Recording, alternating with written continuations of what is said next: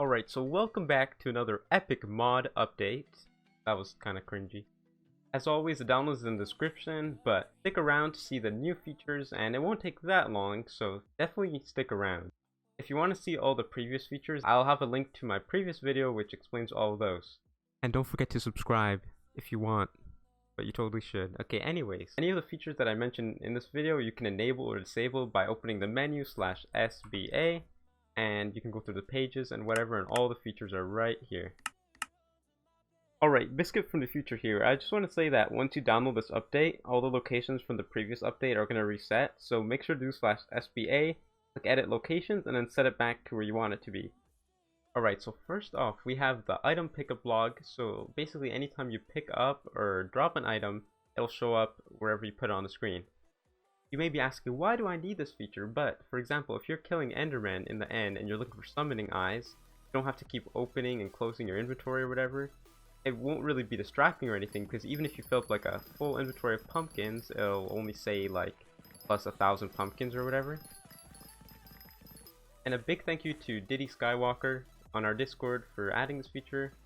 Alright, and next up we have the timers, and we now have a Magma Boss timer and a Dark Auction timer, which you can kind of see in the top right. So the developer of the super good Magma Boss website, Inventive Talent, actually allowed us to use her website's API, which means that the mod grabs the boss times from her website. At the top right, you can see it's counting downwards to 0, which is when the boss is supposed to spawn according to her website. But if you're in a Blazing Fortress when like an indicator like a Blaze Wave or a Magma Boss Wave happens, it's going to update your time to be even more accurate. There's also a setting. If you go to the menu and open settings, you can turn on to show the Magma Boss timer in other games. So you can be playing like Skywars or whatever, and you'll know when to come back and take your Ember Rod. Again, a big thank you to Inventive Talent for allowing us to use her API, and definitely check out her website. It's really cool and it has a bunch of more cool features. The link to that will be in the description, so definitely check it out.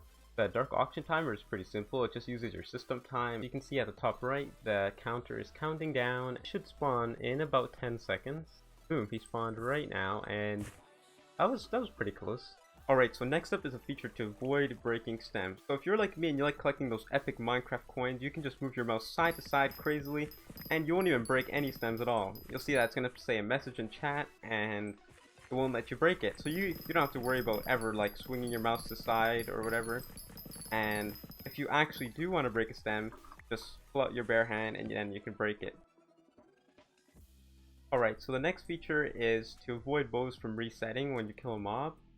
So if you're an epic gamer like me and you have like a hurricane bow or a runin's bow or something like that, you're gonna realize that when you kill a mob and your bow is charged, it's gonna like reset and annoy you.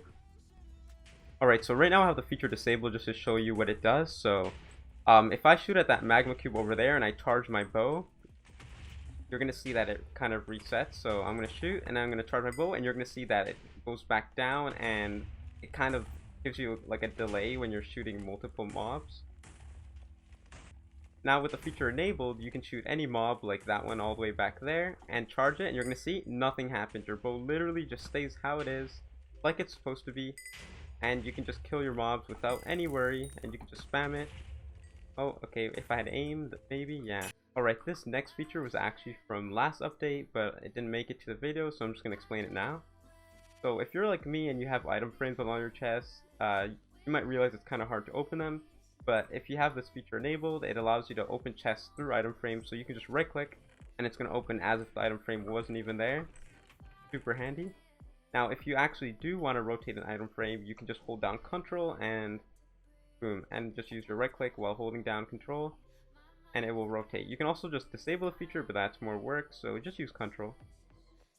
Alright, so the next feature isn't for everyone, which is why it's automatically disabled, but you can hide players that are like far in the lobby and only show nearby players, so this could like improve your performance if you have like a low-end computer. So you can see all the players right here. Now if I enable this feature right on this page, you're going to see all those players disappear, and you can only see these players near me. So as you walk around, you're going to see all the different players that are supposed to be there, and it kind of helps you with your lag, I guess, if you are having some lag.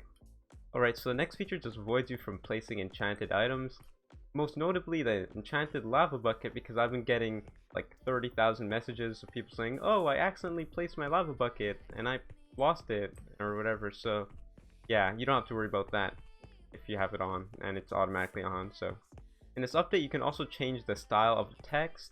So some people like the old one and some people like this new one, so I just decided to give the option to change it. So right now I have the regular text style on, which you can see all the numbers look like this. But then I also have the other text style, which makes the background of the text darker, and some people like that more. So you can choose which one you like better. Remember that you can change it by opening the menu, clicking open more settings, and then clicking the text style right here on the right. I've also made a lot of improvements to the GUI. So right now you can drag anything from like any part, and you can drag around smoothly and it won't like move your mouse to the center of it or whatever. And most importantly, now any GUI elements that you place have something called an anchor point, which means that even when you change like your screen size or whatever, the position will stay the same. So right now you can see all the numbers are kind of like above my hotbar, and then I have the Magma boss and the other timer at the top right. And you will see that once I change my screen size, you can see that when I close my chat, every single GUI thing is in its right position. Like the timer is still kind of in the top right, all the bars and stuff are still in the middle. Alright, so for pack makers, I now added a command called /sba_nbt, and what that does is it gives you the ability to copy the NBT of any items if you hover over them and press Ctrl, and then they'll be in your clipboard. And another important improvement is that if you're enchanting, you can now jitter click properly and you won't miss some enchants sometimes. The problem was that if you pull out the item while the enchants are loading, the enchants technically don't match, but that's just because they weren't loading. But in the newest version of the mod, I made it so while the enchants are loading, it won't let you take out the item. Anyways, thanks for watching this update video, and if you made it to this point in the video, literally comment something. Like, just comment something in the comments, yeah. And you'll be a cool person if you do that, so yeah. Anyways, I will see you in the next update. Nugget, biscuit, nugget in a biscuit, nugget, biscuit, nugget in a biscuit, nugget, biscuit, nugget in a biscuit.